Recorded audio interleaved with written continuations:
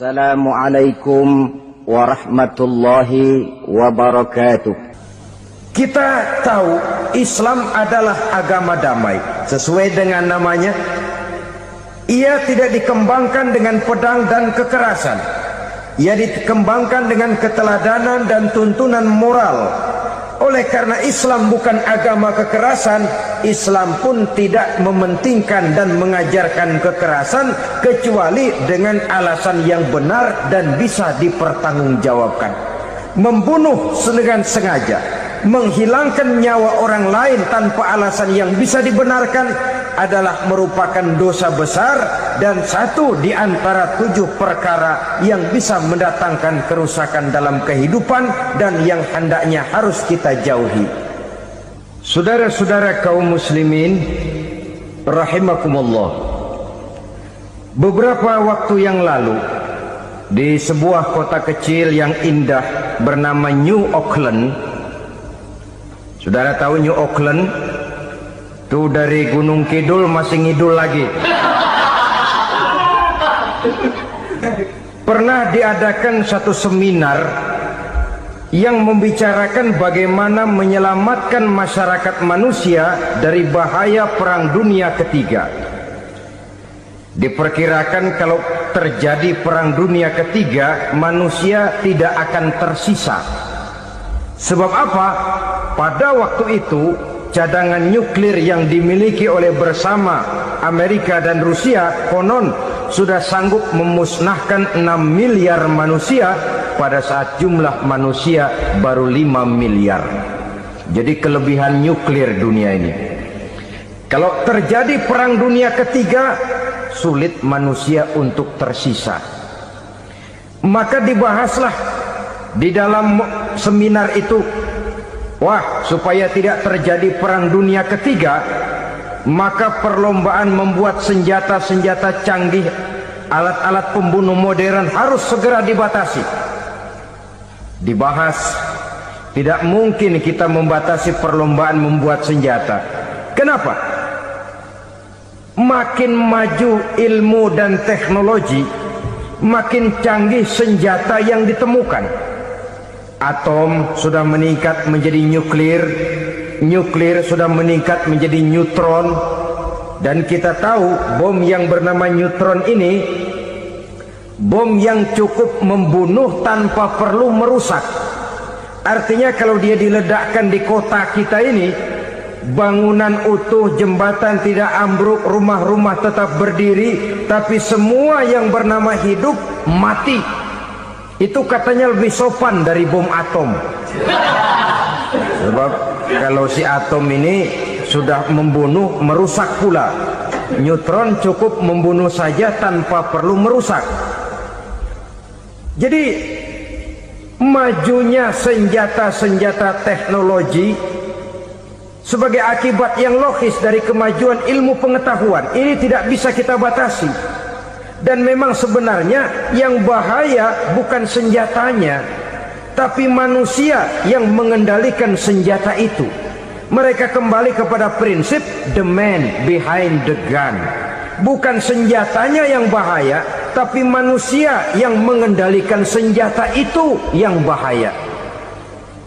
Walaupun senjatanya modern, katakanlah model M16 umpamanya, kalau yang mengendalikannya orang beriman, insya Allah aman. Tapi biar megang cuma senapan angin, kalau yang megang orang brutal, ngeri kita deket-deket. Apalagi kalau memang bukan ahlinya menggunakan senjata, bisa ngeker kaki kena jidat.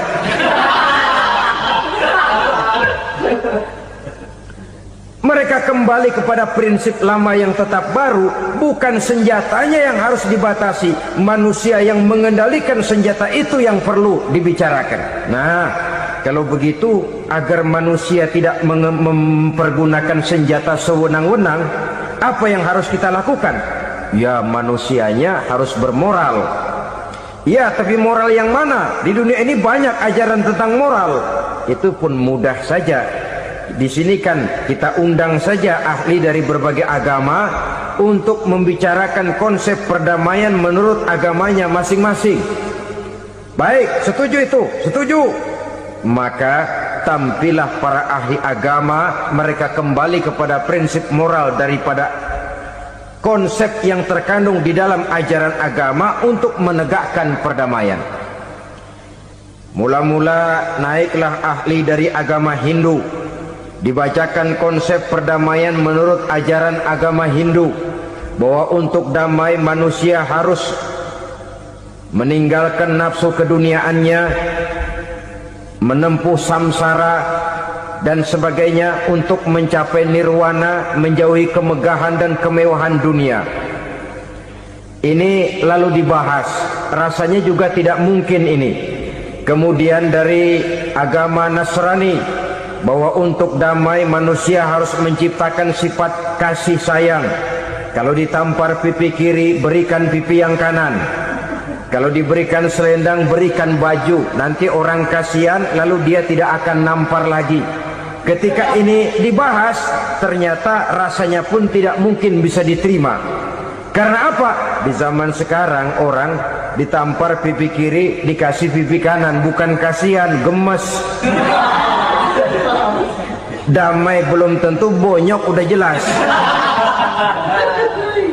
Lalu ketika dibacakan konsep perdamaian menurut Quran, di mana disampaikan ayat wa jazaa'u sayyi'atin sayyi'atun misluha faman afa wa aslaha fa ajruhu 'ala Allah.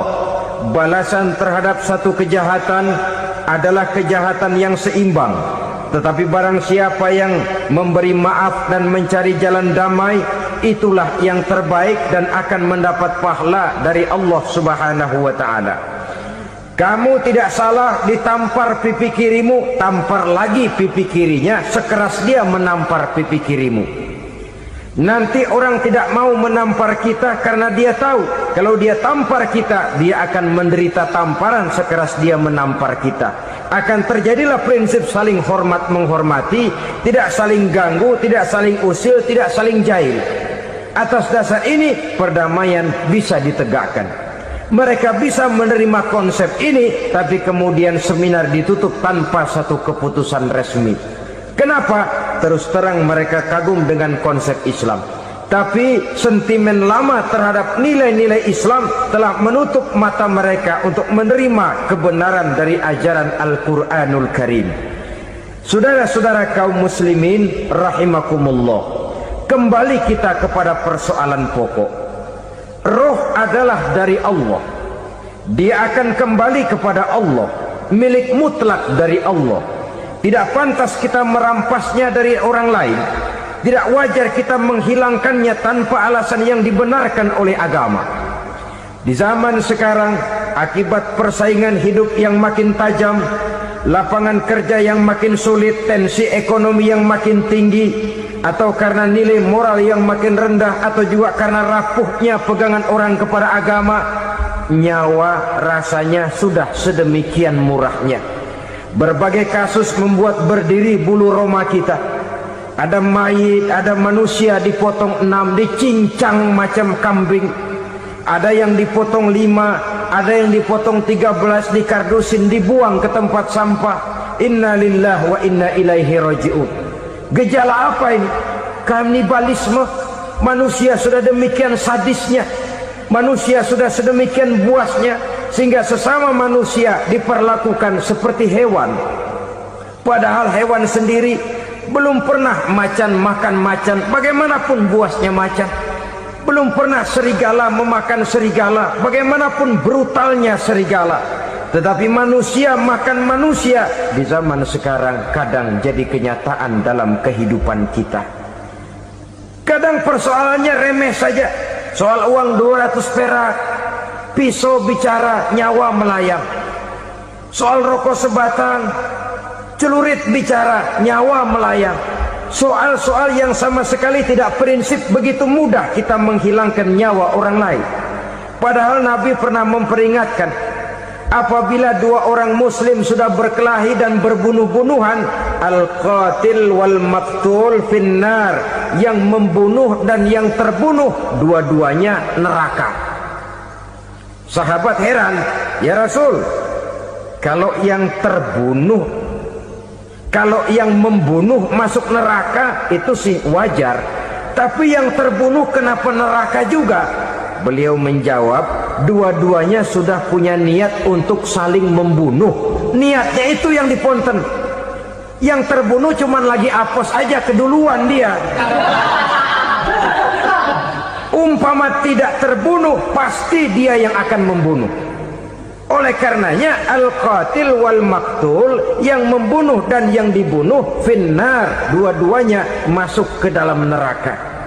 Islam menghormati kehidupan, tidak hanya terbatas kepada sesama muslim, orang-orang yang berlainan agama pun yang mau hidup berukun, damai, berdampingan dengan umat Islam, jiwa mereka, darah mereka dilindungi oleh nilai-nilai Islam yang disebut dengan kafir zimmi ini. Mengganggu mereka sama saja dengan mengganggu aku, kata Nabi. Jadi oleh karena itu, sayangilah sesama.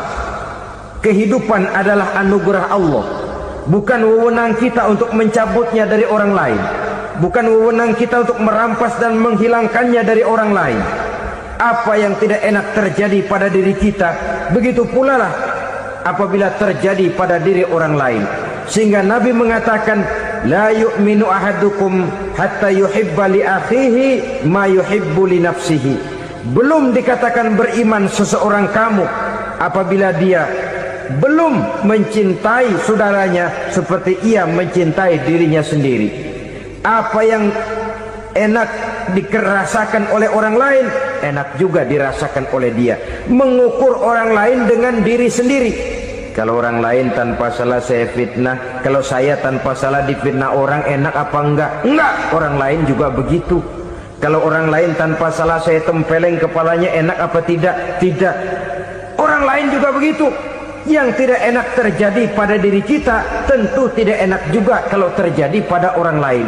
Mengukur orang lain dengan diri sendiri, sehingga tidak timbul sifat egois, tidak menari di atas bangkai orang lain, tidak mendirikan kebahagiaan di atas untayan air mata orang lain. Sehingga dengan demikian, saudara-saudara, dia bisa menghormati kehidupan, menghormati orang lain sebagaimana dia ingin dihormati.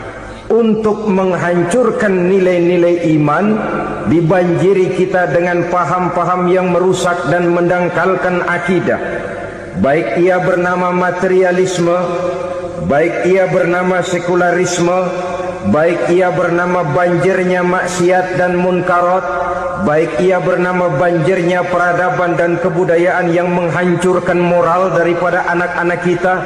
Sedikit demi sedikit melenturkan dan melunturkan nilai-nilai keimanan kita, untuk kemudian pada waktunya nilai iman itu akan bertukar dan berganti menjadi nilai syirik kepada Allah Subhanahu wa ta'ala. Atau pada sisi lain, menjadikan yang selain Allah sebagai tujuan akhir daripada kehidupan kita. Sedangkan kita sama-sama maklum bahwa di dalam pandangan agama Islam, dosa yang tidak berampun, dosa yang terbesar, termasuk dalam kategori bapak moyangnya dosa, tidak lain adalah syirik, yakni menyekutukan Allah Subhanahu wa ta'ala. Pola penghancuran iman ini memang berstrategi. Ditawarkan kita kepada paham materialisme, paham kebendaan, di mana otak menempati urutan sebagai ranking pertama, Tuhan jatuh pada urutan kedua.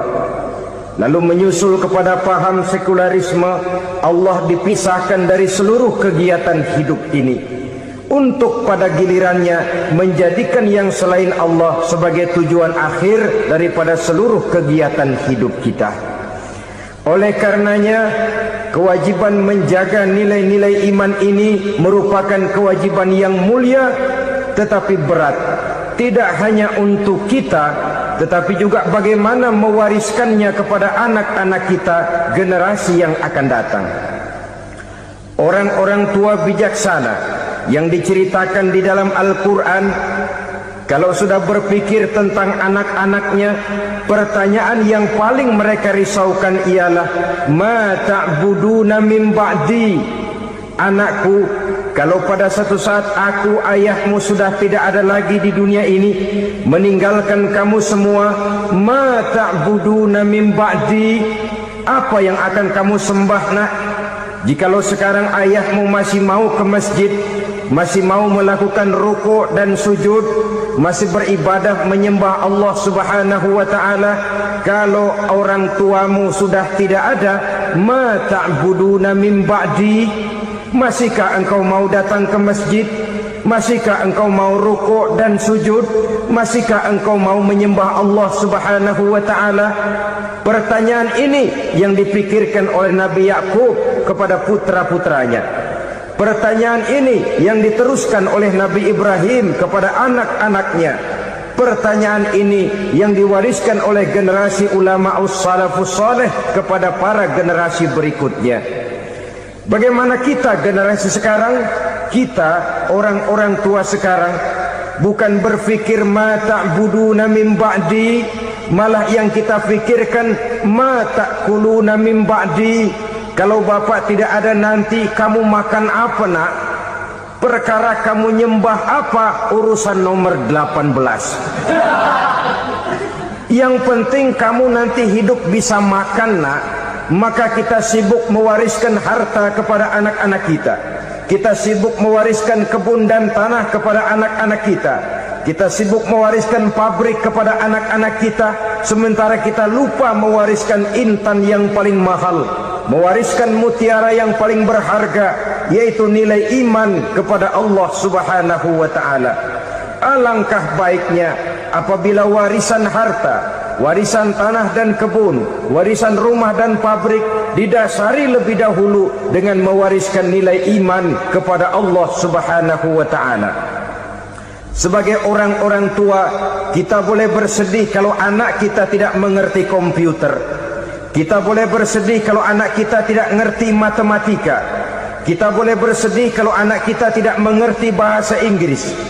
Tapi sewajarnya lebih bersedihlah kita orang tua jikalau mempunyai anak yang tidak kenal Allah sebagai Tuhannya, yang kemudian tidak mau rukuk dan sujud kepada Allah Tuhannya.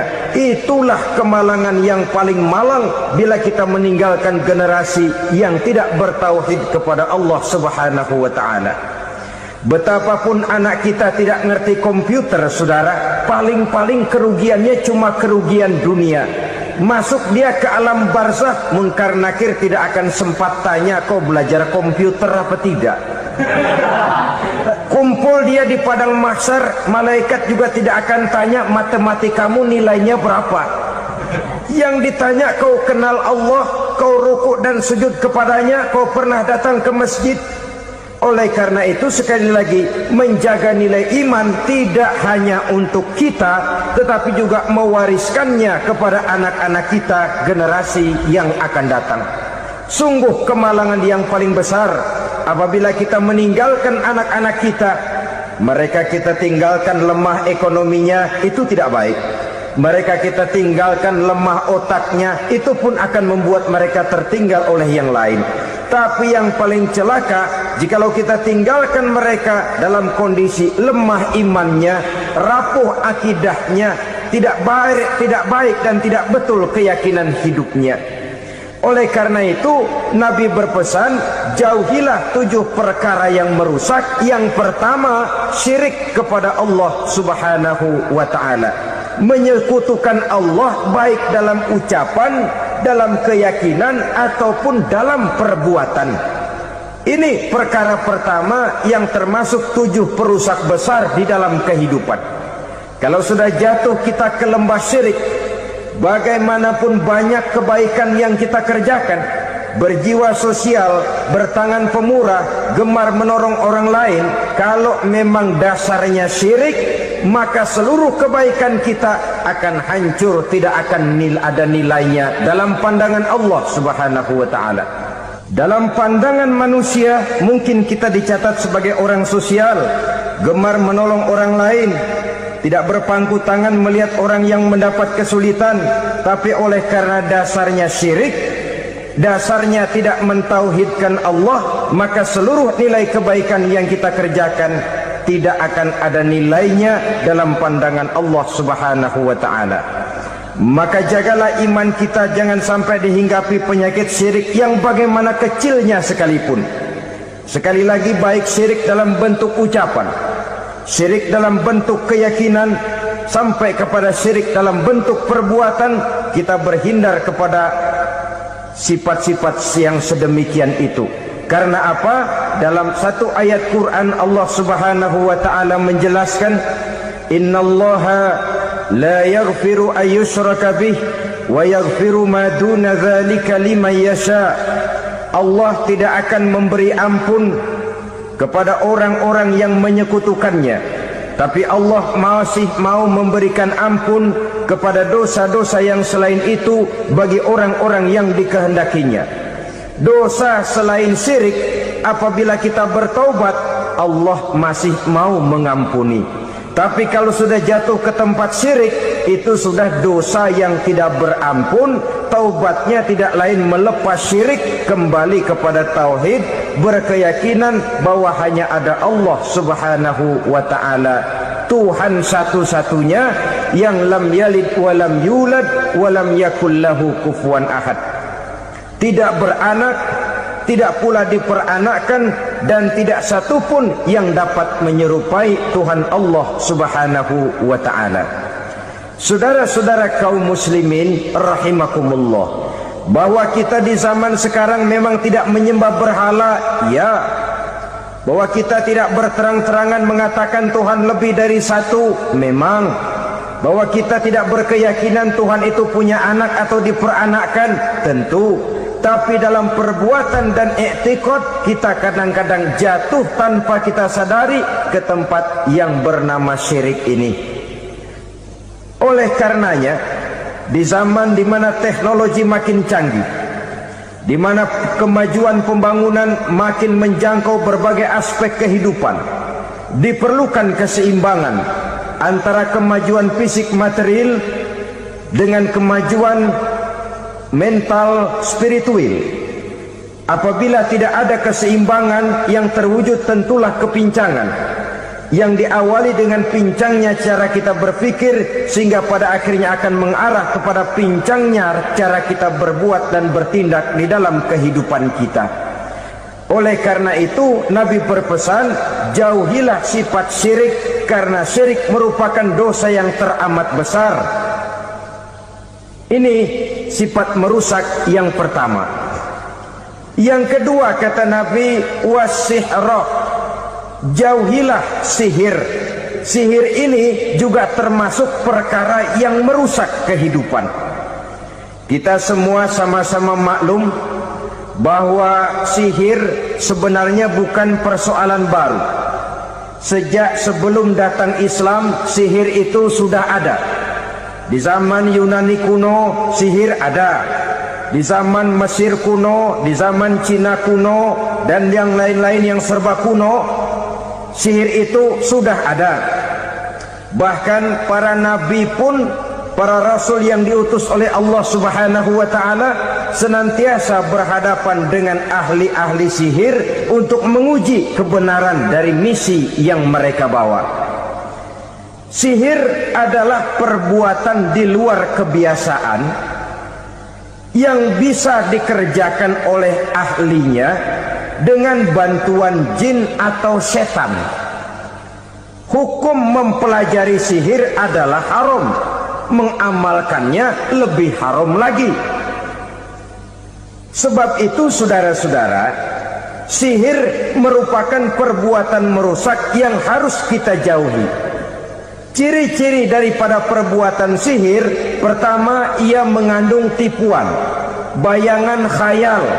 Di zaman Nabi Musa misalnya, orang melihat tambang-tambang itu seperti ular. Nabi Musa melayangkan tongkatnya menjadi ular-ular besar yang memakan ular-ular kecil ciptaan tukang-tukang sihir Fir'aun tadi. Lalu sihir bisa terjadi dengan bantuan jin kafir atau setan. Kemudian ciri yang ketiga, sifatnya halus dan tersembunyi. Taruh kata ada seorang ahli sihir yang mempergunakan ayat-ayat Quran sebagai jompa-jampe, sebagai baca-bacaan, itu cuma sekedar kedok. Tujuannya tidak lain menjadikan agama sebagai ketok untuk membenarkan cara yang dimurkai oleh Allah Subhanahu wa ta'ala. Satu hadis yang diriwayatkan oleh Imam Bazar dan Tabrani, Nabi berpesan, "Laisa minna man tatayyara lahu au takahhana au tukuhhina lahu au sahira lahu."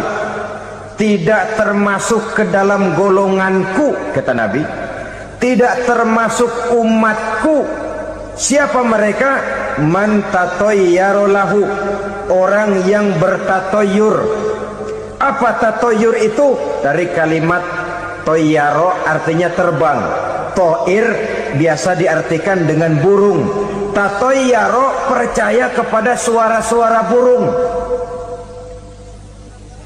Man tatayyara lahu, mempercayai, meyakini dengan benar-benar kepada suara beburungan. Kan suka ada itu, nah bunyi burung tuh, maling liwat. Maling liwat. Burung bunyi, maling liwat. Itu termasuk tatayyara lahu, percaya kepada suara burung. Kan aneh kalau suara orang nggak dipercaya, suara burung malah dipercaya. Ada ustadz ceramah, kiai ngaji, nggak mau didengerin, burung dengerin bener. Nah, suaranya dari sebelah mana? Belah kulon. Nah, itu tandanya ano. Habis dihitung-hitung. Itu termasuk tatayyara lahu. Au takahana, atau bertenung, au tukuhina, atau minta ditenungkan, au sahirolahu, atau melakukan perbuatan sihir, atau minta disihirkan. Laisa minna, tidak termasuk ke dalam golonganku, kata Nabi. Sehingga dengan demikian saudara-saudara, menghadapi sihir dengan sihir sekalipun termasuk perbuatan yang tidak diajarkan oleh agama. Kita kan mempelajari sihir untuk jaga diri, tidak apa-apa.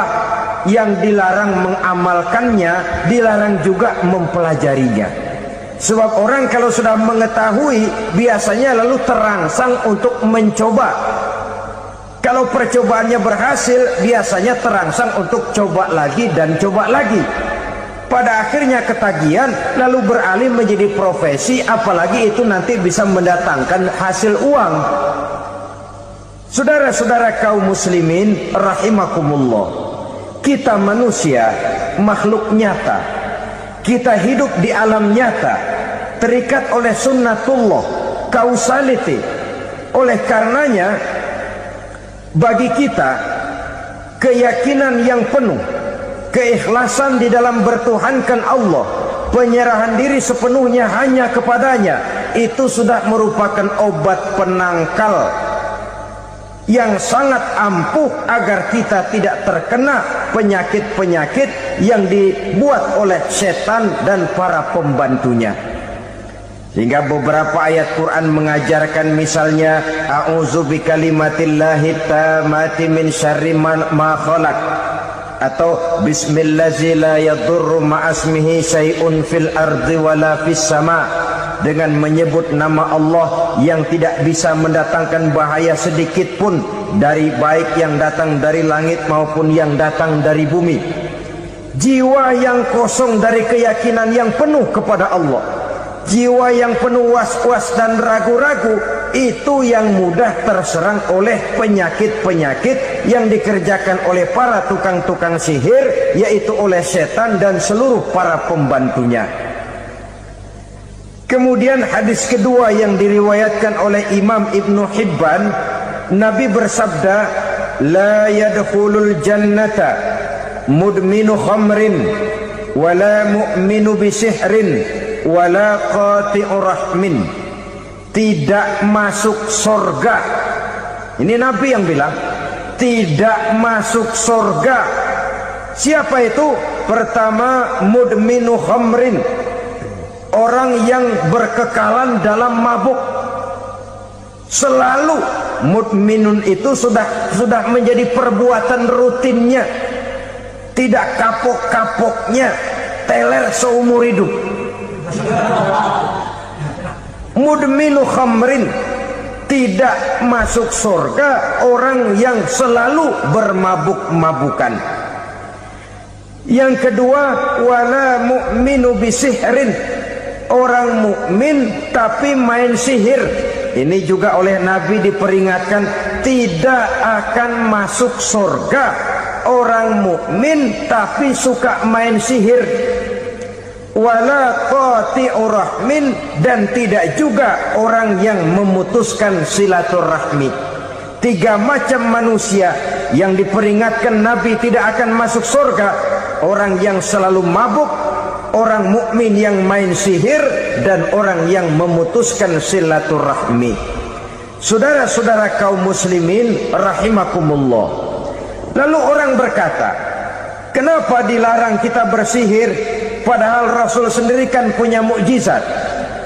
Nah, kita memang harus membedakan antara mukjizat dengan sihir. Dalam kehidupan agama kita kenal ada yang namanya mukjizat, ada yang namanya karomah atau keramat biasa diucapkan, ada yang namanya maunah, ada yang namanya irhas, ada juga yang namanya sihir. Kesemuanya ini berbeda, saudara-saudara. Yang dinamakan mukjizat itu khusus untuk para rasul saja. Satu kejadian luar biasa yang terjadi dilakukan oleh Rasul atas izin dari Allah Subhanahu wa ta'ala. Perbedaannya dengan sihir jelas. Sihir dari setan, mukjizat dari Allah. Sihir bisa dipelajari, mukjizat tidak. Sihir umumnya untuk maksud-maksud yang tidak baik, sedangkan mukjizat untuk memperkuat kebenaran yang disampaikan oleh para rasul dan ditentang oleh umatnya. Bahkan kafir Quraisy dahulu menganggap orang-orang ahli sihir itu berada dalam satu posisi yang hina, sehingga mereka mengatakan Nabi Muhammad dan menuduh Nabi Muhammad sebagai tukang sihir. Tuduhan sebagai tukang sihir adalah tuduhan yang sangat aib dan hina. Di tengah masyarakat kufar jahiliyah, kedudukan tukang sihir dipandang sebagai kedudukan yang hina, sehingga mereka mengejek Nabi dengan sebutan tukang sihir. Jadi mukjizat hanya untuk Rasul saja. Kemudian karomah. Karomah ini asal kata dari karoma, kehormatan, kemuliaan yang diberikan Allah kepada hamba-hambanya yang rajin mendekatkan diri kepadanya. Oleh karena ketekunannya melaksanakan ibadah, Allah memberikan keistimewaan kepada orang itu, yang dengan keistimewaannya dia bisa mengerjakan yang tidak bisa dikerjakan oleh orang lain. Karomah hanya bisa dicapai dengan prestasi ibadah. Kalau sihir, mau ibadah apa enggak, asal dia belajar, bersatu dan berteman dengan setan, memenuhi persyaratan-persyaratan setan, biasanya lalu bisa. Sedangkan karomah tidak mungkin terwujud tanpa orang mendekatkan diri sedekat-dekatnya kepada Allah Subhanahu wa ta'ala. Maka kita lihat biasanya orang-orang yang punya ilmu sihir, mukanya rata-rata nggak enak dilihat. Kumuh, jauh dari air wudhu, jauh dari sujud kepada Allah, malah berteman dengan setan, menjadi pelayan-pelayannya setan. Saudara-saudara, adapun maunah, keistimewaan yang diberikan Allah kepada hamba-hambanya yang belum sampai kepada tingkat wali, tapi orang itu lebih banyak kebaikannya daripada kesalahannya. Umpamanya, saudara jalan bertiga di pinggir jalan, saudara ada pada posisi di tengah, lalu bertiga ini ketabrak mobil. Menurut perhitungan saudara mati lebih dahulu, tapi terjadi hal yang aneh, dua teman saudara mati, saudara malah cuma luka dan lecet sedikit saja. Apa itu? Kalau kita lebih banyak kebaikannya daripada kesalahannya, itu yang dinamakan ma'unah, pertolongan yang diberikan Allah kepada hamba-hambanya yang lebih banyak kebaikannya daripada kesalahannya. Sedangkan yang dinamakan irhas, kejadian luar biasa pada diri seseorang pada waktu dia masih kecil, yang menunjukkan tanda-tanda keistimewaannya. Itu umumnya pada para nabi pada usia kecilnya sudah ada irhas, tanda-tanda istimewa. Jelas baik mukjizat, karomah, maunah maupun irhas berbeda dengan sihir. Sihir ini jelas saja merupakan bantuan dan persekutuan antara manusia dengan setan. Padahal setan, kata Allah dalam Al-Quran, innahu lakum aduwwum mubin, sesungguhnya setan bagi kamu adalah musuh yang sangat jelas. Saudara-saudara kaum muslimin rahimakumullah, di zaman sekarang dalam menghadapi beban kehidupan yang makin pelik, menghadapi stres yang tidak kunjung selesai, menghadapi persoalan-persoalan yang teramat berat, orang sering mencari jalan keluar kepada hal-hal yang menurut pendapatnya bisa meringankan beban moralnya itu.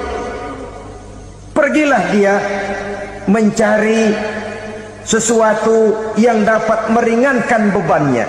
Dan tidak jarang yang jatuh ke pangkuan tukang-tukang tenung, ke pangkuan tukang-tukang sihir, yang mereka itu oleh Quran dijelaskan kadzabal munajjimun walau sodaku. Tukang-tukang tenung, tukang-tukang sihir, mereka itu bohong walaupun benar. Maksudnya bohong walaupun benar, artinya kalau yang mereka kerjakan benar, itu sih kebenaran. Benar dengan kebenaran itu lain. Kebenaran, kebetulan bisa, tapi tidak untuk selalu. Apalagi kalau itu sudah membahayakan kehidupan orang lain. Jadi oleh karena itu Nabi berpesan, jauhilah daripada sihir. Kalau sudah jauhilah dari sihir, artinya ya jauhilah daripada mempelajarinya, jauhilah daripada bergaul dengan orang-orang yang ahli di bidang itu, karena dari pergaulan segalanya bisa menular. Baiklah saudara, ini yang kedua. Yang ketiga pesan Nabi, wa qatlan nafsil lati harramallahu illa bil haq, membunuh orang lain dengan cara yang tidak benar, membunuh orang yang diharamkan oleh Allah Subhanahu wa taala untuk melakukannya kecuali dengan alasan yang benar. Kita tahu Islam adalah agama damai, sesuai dengan namanya. Ia tidak dikembangkan dengan pedang dan kekerasan. Ia dikembangkan dengan keteladanan dan tuntunan moral. Oleh karena Islam bukan agama kekerasan, Islam pun tidak mementingkan dan mengajarkan kekerasan kecuali dengan alasan yang benar dan bisa dipertanggungjawabkan. Membunuh dengan sengaja, menghilangkan nyawa orang lain tanpa alasan yang bisa dibenarkan adalah merupakan dosa besar dan satu di antara 7 perkara yang bisa mendatangkan kerusakan dalam kehidupan dan yang hendaknya harus kita jauhi. Saudara-saudara kaum muslimin rahimakumullah, beberapa waktu yang lalu di sebuah kota kecil yang indah bernama New Auckland. Saudara tahu New Auckland? Itu dari Gunung Kidul masih ngidul lagi. Pernah diadakan satu seminar yang membicarakan bagaimana menyelamatkan masyarakat manusia dari bahaya Perang Dunia Ketiga. Diperkirakan kalau terjadi Perang Dunia Ketiga, manusia tidak akan tersisa. Sebab apa? Pada waktu itu cadangan nuklir yang dimiliki oleh bersama Amerika dan Rusia konon sudah sanggup memusnahkan 6 miliar manusia pada saat jumlah manusia baru 5 miliar. Jadi kelebihan nuklir dunia ini.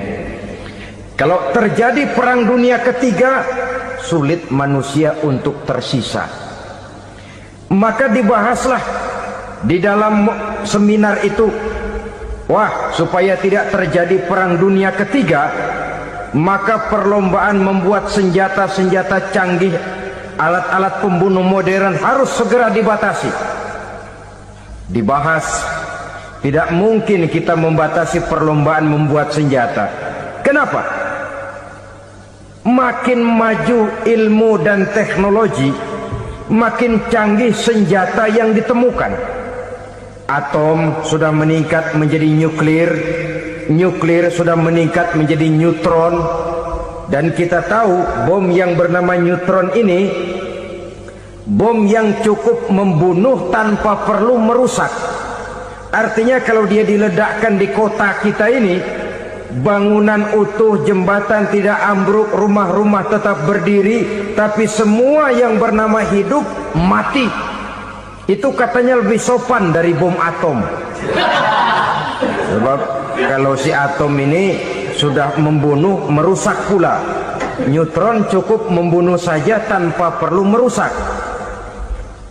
Jadi majunya senjata-senjata teknologi sebagai akibat yang logis dari kemajuan ilmu pengetahuan ini tidak bisa kita batasi. Dan memang sebenarnya yang bahaya bukan senjatanya, tapi manusia yang mengendalikan senjata itu. Mereka kembali kepada prinsip the man behind the gun. Bukan senjatanya yang bahaya, tapi manusia yang mengendalikan senjata itu yang bahaya. Walaupun senjatanya modern, katakanlah model M16 umpamanya, kalau yang mengendalikannya orang beriman, insya Allah aman. Tapi biar megang cuma senapan angin, kalau yang megang orang brutal, ngeri kita deket-deket. Apalagi kalau memang bukan ahlinya menggunakan senjata, bisa ngeker kaki kena jidat.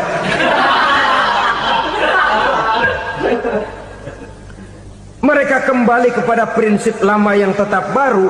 Bukan senjatanya yang harus dibatasi, manusia yang mengendalikan senjata itu yang perlu dibicarakan. Nah, kalau begitu, agar manusia tidak mempergunakan senjata sewenang-wenang, apa yang harus kita lakukan? Ya, manusianya harus bermoral. Ya, tapi moral yang mana? Di dunia ini banyak ajaran tentang moral. Itu pun mudah saja. Di sini kan kita undang saja ahli dari berbagai agama untuk membicarakan konsep perdamaian menurut agamanya masing-masing. Baik, setuju itu? Setuju. Maka tampillah para ahli agama, mereka kembali kepada prinsip moral daripada konsep yang terkandung di dalam ajaran agama untuk menegakkan perdamaian. Mula-mula naiklah ahli dari agama Hindu, dibacakan konsep perdamaian menurut ajaran agama Hindu, bahwa untuk damai manusia harus meninggalkan nafsu keduniaannya, menempuh samsara dan sebagainya untuk mencapai nirwana, menjauhi kemegahan dan kemewahan dunia. Ini lalu dibahas, rasanya juga tidak mungkin ini. Kemudian dari agama Nasrani, bahwa untuk damai manusia harus menciptakan sifat kasih sayang. Kalau ditampar pipi kiri, berikan pipi yang kanan. Kalau diberikan selendang, berikan baju. Nanti orang kasihan, lalu dia tidak akan nampar lagi. Ketika ini dibahas, ternyata rasanya pun tidak mungkin bisa diterima. Karena apa? Di zaman sekarang orang ditampar pipi kiri, dikasih pipi kanan. Bukan kasihan, gemes. Damai belum tentu, bonyok udah jelas. Lalu ketika dibacakan konsep perdamaian menurut Quran, di mana disampaikan ayat wa jazaa'u sayyi'atin sayyi'atun misluha faman afa wa aslaha fa ajruhu 'ala Allah. Balasan terhadap satu kejahatan adalah kejahatan yang seimbang. Tetapi barang siapa yang memberi maaf dan mencari jalan damai, itulah yang terbaik dan akan mendapat pahala dari Allah Subhanahu wa ta'ala. Kamu tidak salah ditampar pipi kirimu, tampar lagi pipi kirinya sekeras dia menampar pipi kirimu. Nanti orang tidak mau menampar kita karena dia tahu kalau dia tampar kita, dia akan menderita tamparan sekeras dia menampar kita. Akan terjadilah prinsip saling hormat menghormati, tidak saling ganggu, tidak saling usil, tidak saling jahil. Atas dasar ini perdamaian bisa ditegakkan. Mereka bisa menerima konsep ini, tapi kemudian seminar ditutup tanpa satu keputusan resmi. Kenapa? Terus terang mereka kagum dengan konsep Islam, tapi sentimen lama terhadap nilai-nilai Islam telah menutup mata mereka untuk menerima kebenaran dari ajaran Al-Quranul Karim. Saudara-saudara kaum muslimin rahimakumullah, kembali kita kepada persoalan pokok. Roh adalah dari Allah, dia akan kembali kepada Allah, milik mutlak dari Allah. Tidak pantas kita merampasnya dari orang lain. Tidak wajar kita menghilangkannya tanpa alasan yang dibenarkan oleh agama. Di zaman sekarang, akibat persaingan hidup yang makin tajam, lapangan kerja yang makin sulit, tensi ekonomi yang makin tinggi, atau karena nilai moral yang makin rendah, atau juga karena rapuhnya pegangan orang kepada agama, nyawa rasanya sudah sedemikian murahnya. Berbagai kasus membuat berdiri bulu roma kita. Ada mayit, ada manusia dipotong 6, dicincang macam kambing. Ada yang dipotong 5, ada yang dipotong 13, dikardusin, dibuang ke tempat sampah. Inna lillahi wa inna ilaihi raji'un. Gejala apa ini? Kanibalisme. Manusia sudah demikian sadisnya, manusia sudah sedemikian buasnya, sehingga sesama manusia diperlakukan seperti hewan. Padahal hewan sendiri belum pernah macan makan macan, bagaimanapun buasnya macan. Belum pernah serigala memakan serigala, bagaimanapun brutalnya serigala. Tetapi manusia makan manusia di zaman sekarang kadang jadi kenyataan dalam kehidupan kita. Kadang persoalannya remeh saja, soal uang 200 perak, pisau bicara, nyawa melayang. Soal rokok sebatang, celurit bicara, nyawa melayang. Soal-soal yang sama sekali tidak prinsip, begitu mudah kita menghilangkan nyawa orang lain. Padahal Nabi pernah memperingatkan, apabila dua orang muslim sudah berkelahi dan berbunuh-bunuhan, al-qatil wal maqtul finnar, yang membunuh dan yang terbunuh dua-duanya neraka.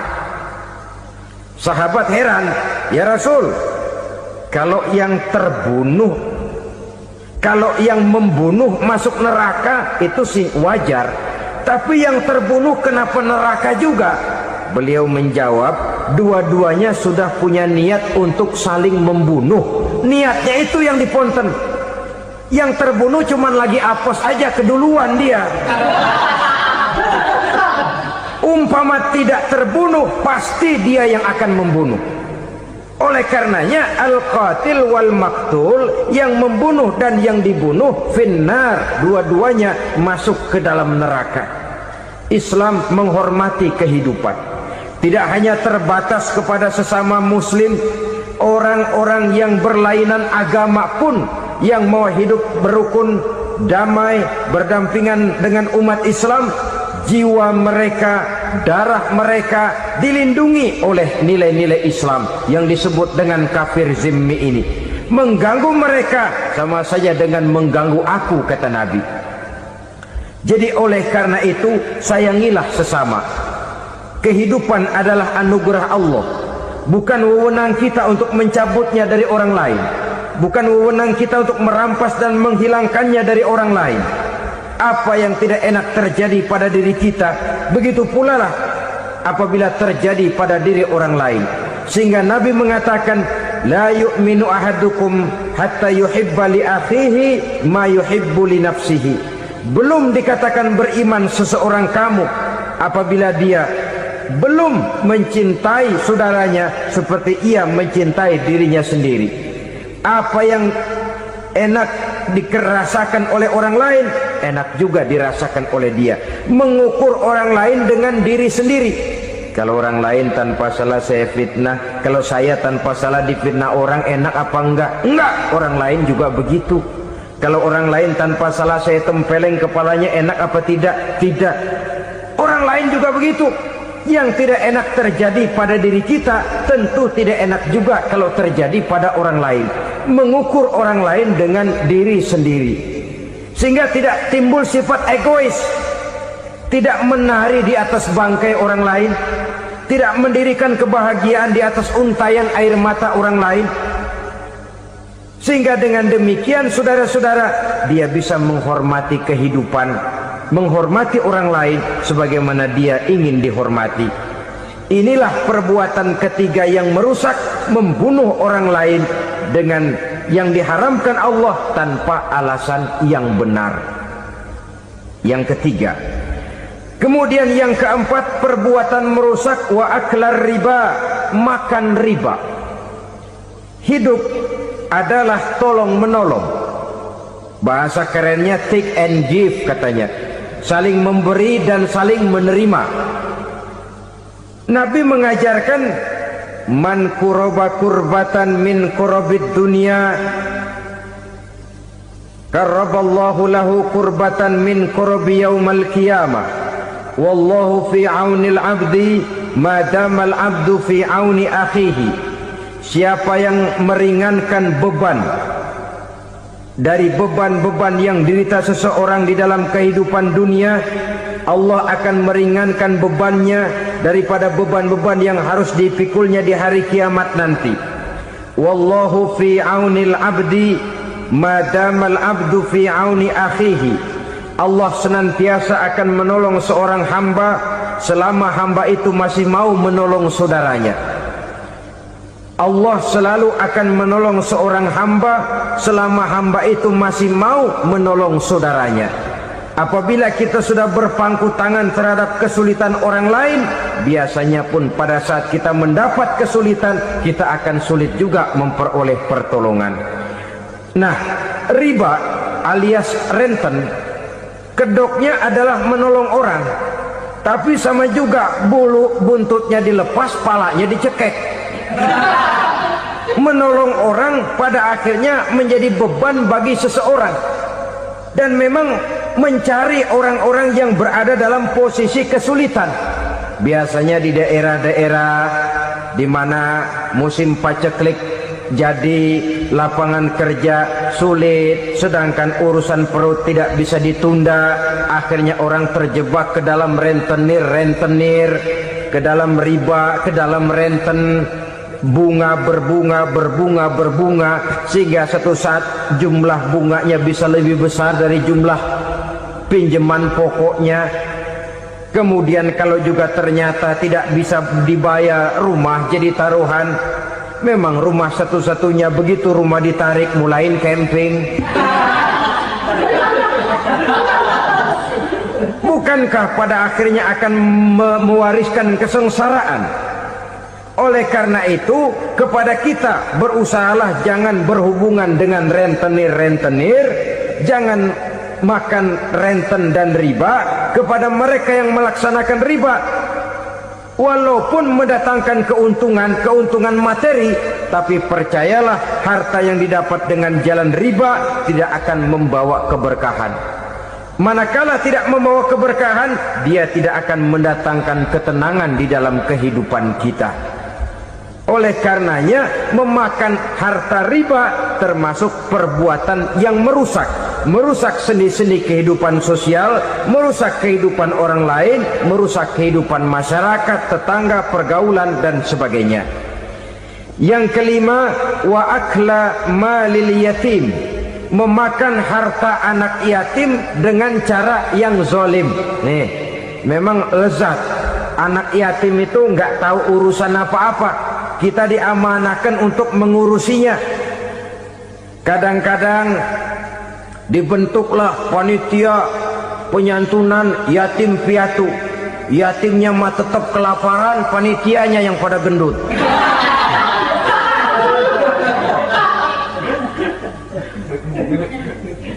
Padahal memakan harta anak yatim termasuk perbuatan dosa besar, dan menjantuni yatim merupakan perbuatan mulia. Nabi mengatakan, ana wa kafilul yatim kahataini yaumal qiyamah. Aku dan orang-orang yang menyantuni anak yatim seperti dua jari ini pada hari kiamat nanti. Dekat sekali. Jikalau ingin di hari akhir nanti dekat dengan Rasul, bersahabatlah dengan anak-anak yatim. Jadilah pengurus anak-anak yatim. Bangunlah panti-panti asuhan yatim. Pada saat bapak ibunya meninggal, kitalah yang menjadi orang tuanya. Bahkan sedemikian besar perhatian Islam terhadap anak-anak yatim ini, sehingga Quran memberikan peringatan, ara'aital ladzi yukadzibu bid-din fadzalikal ladzi yad'ul yatim wa la yahuddu ala ta'amil miskin. Tahukah kamu siapa orang yang mendustakan agama, beragama tapi dianggap dusta, solatnya dusta, puasanya dusta karena agamanya sudah berdusta. Siapa mereka? Fadzalikal ladzi yad'ul yatim, orang yang menyia-nyiakan anak yatim, wala yahuddu ala ta'amil miskin, dan tidak pernah memberi makan kepada orang-orang yang menderita kemiskinan.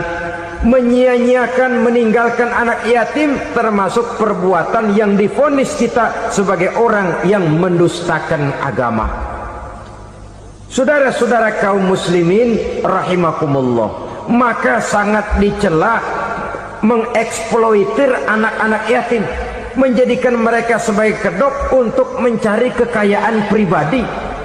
Tetapi jikalau ikhlas, ganjarannya sangat besar, nilai pahalanya sangat besar. Menyantuni yatim tidak hanya setahun sekali. Kalau Muharram pakai istilah lebaran yatim, dibentuklah panitia, diberilah beras, uang 45.000 rupiah, alhamdulillah. Tapi jangan lupa, si yatim tidak hidup cuma satu hari. Dia tidak hidup cuma di bulan Muharram saja, dia hidup 12 bulan dalam setahun. Sebagaimana anak-anak yang lain, dia juga berhak punya masa depan. Dia juga berhak menikmati bangku sekolah. Dia berhak mengenyam arti dan makna pendidikan. Dia berhak membekali diri dengan ilmu dan pengetahuan seperti halnya anak-anak yang lain. Maka kita yang diberikan keluasan oleh Allah, ingatlah itu, bersahabatlah dengan anak-anak yatim, santuni mereka. Perkara setahun sekali di bulan Muharram, alhamdulillah, itu bagus, bin Thayyib alias baik. Tapi tentu dan tentu sekali lagi, si yatim tidak hanya hidup di bulan